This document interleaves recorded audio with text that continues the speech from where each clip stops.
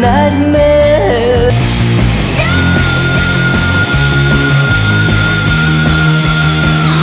One of the most well-known creepypastas is suicidemouse.avi, which details one of the lost Mickey Mouse shorts that depicts disturbing events. You want to know something about it? It's a rip-off of a real story. The true events happened to a close family friend named Jeff, who suffered a cardiac arrest a few weeks ago at the age of 29. In his memory, I decided to tell the true story about the real unreleased Mickey Mouse cartoon. Jeff worked part-time at the Disney Animation Research Library. As some people may know, the Disney Animation Research Library houses thousands of Disney sketches, concept art, and unreleased film footage. Jeff was slated to work on the Walt Disney Treasures in 2002. This is where he told me about a few years before his untimely death. It was 2002 and we were working on the edition that had all the black and white Mickey Mouse cartoons. The research was led by the one and only Leonard Martin, who took me under his wing and taught me a lot about the history of Disney pictures. We occasionally came across sketches that were either from an unreleased short or just concept art. I was beginning to enjoy this job. I was even considering it as a career. That is, until October 14, 2002. It had been 2 months before the DVD was released. It remains to be the darkest day of my life. The plan for that day was bonus material.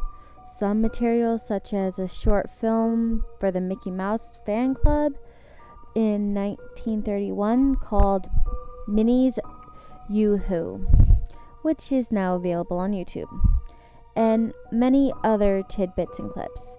So we're all excited when we found a film reel called Mickey's Bee Dance Edit. Do not watch, please destroy. It was dated February 18th, 1929. Everyone was excited and urged to put it on. Martin put it on the film production and we began to watch. From the titles, we realized it was The Barn Dance, a Mickey Mouse cartoon that was released on March 14th, 1929.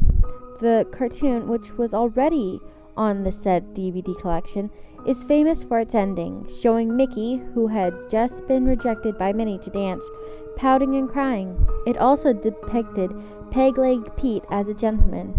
So we were all excited and many of us discussed about a possible alternate ending. The cartoon was pretty much the same as the released version, except two things. One was that Mickey's plow horse was making kissing noises when him and Mickey were watching Minnie dress from her window. The second thing was more odd.